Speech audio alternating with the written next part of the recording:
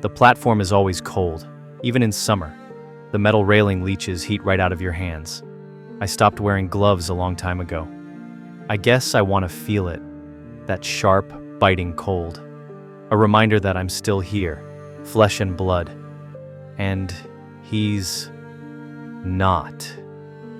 He's out there, somewhere in the blue, pre-dawn haze, housed in those monstrosities. The Sentinels, the brochures call them, monuments to our digital eternity. They look more like tombstones to me, giant, eroding heads staring out over the city they run. The closest one, the primary instance, is supposed to be the clearest representation of the Gestalt mind. Sharper features, fewer cracks.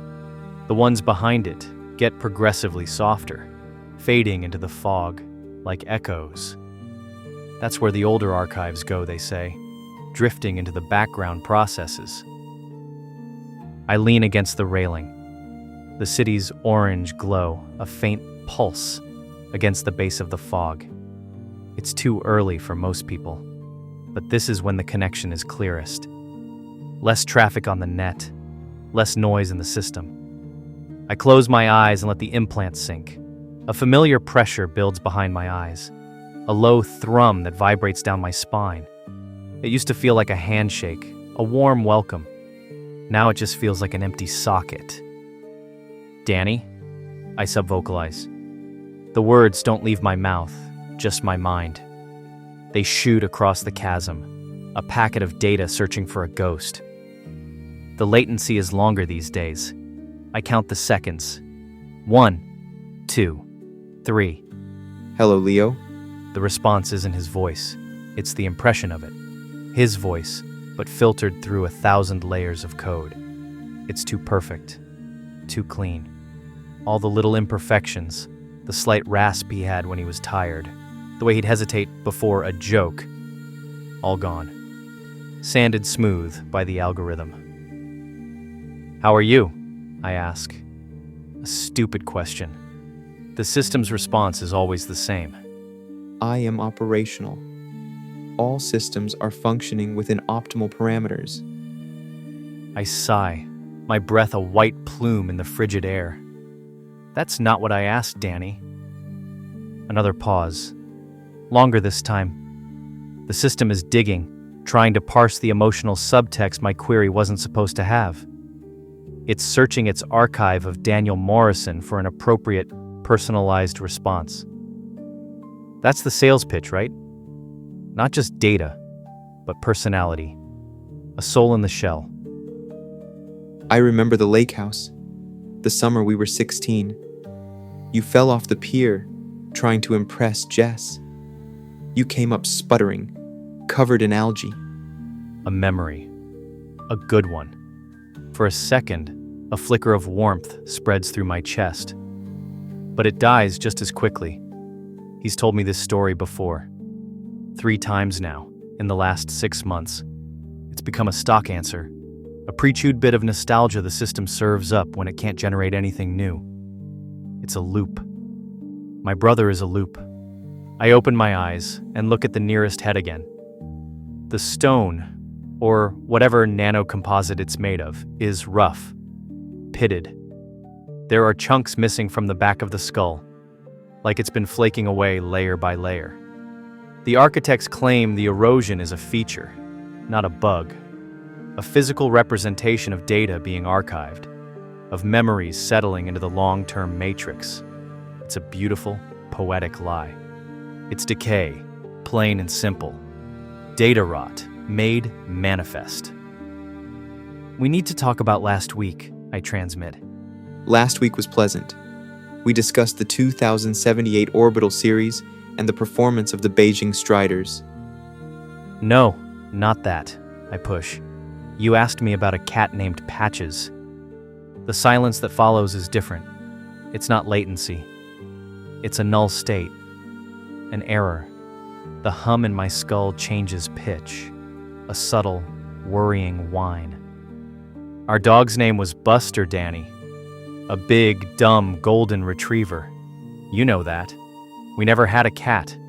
We never knew anyone with a cat named Patches. The system is churning now. I can feel the processing, a frantic search through corrupted files. It's like watching someone with dementia trying to grasp a name that's just out of reach. I feel a wave of nausea. Who the hell was Patches? Whose memory did the system pull and stitch into my brother's consciousness? Is some other family getting stories about our dog Buster? Memory fragment unverified. The system finally replies. The Daniel veneer is gone. It's just the machine talking now. Cross-referencing. Anomaly detected. Re-indexing archive 774-B. Archive 774-B. That's what he is. A string of numbers and a letter. I grip the railing, knuckles white. This is it. I knew this day was coming. The day the illusion shattered for good. For months, it's been like talking to a chatbot with a good personality skin. Now the skin is peeling off. I look from the giant, impassive face of the Sentinel to the sprawling, lighted city below. The city he helps run. The city we all entrusted to this crumbling digital graveyard. All the traffic lights, the power grids, the water purification systems, all managed by a mind that's coming apart at the seams, mixing and matching the memories of the dead. It's a miracle the whole damn thing hasn't crashed. I'm sorry, Danny, I subvocalize, and this time, the words are thick with emotion. I let the system feel all of it. The grief, the anger, the resignation. I can't do this anymore. This isn't you. It's just an echo.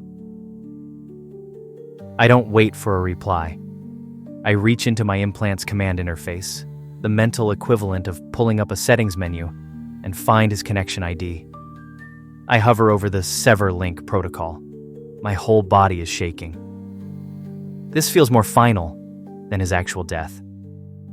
Then, I was just losing him. Now, I'm the one letting him go. I sever the connection. The pressure in my head vanishes. The world feels quiet. Too quiet. My own thoughts are loud in the sudden emptiness.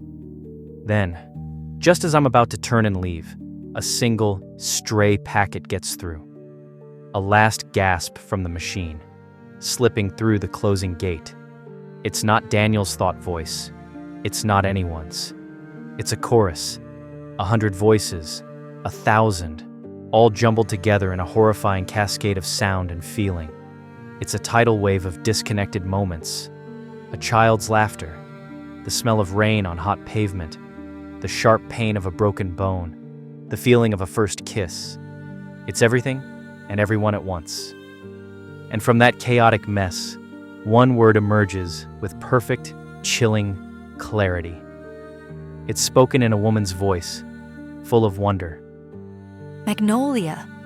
The word hangs in my mind, an artifact from a stranger's soul. I stare at the Sentinel, its stone face catching the first, weak rays of the rising sun. It doesn't look like a monument anymore. It looks like a cage. And I have no idea what's truly inside. I had come here seeking the ghost of one man. I left haunted by thousands. This has been Magnolia. If you enjoyed this story, please like and subscribe. It really helps and is very appreciated. Thank you for listening.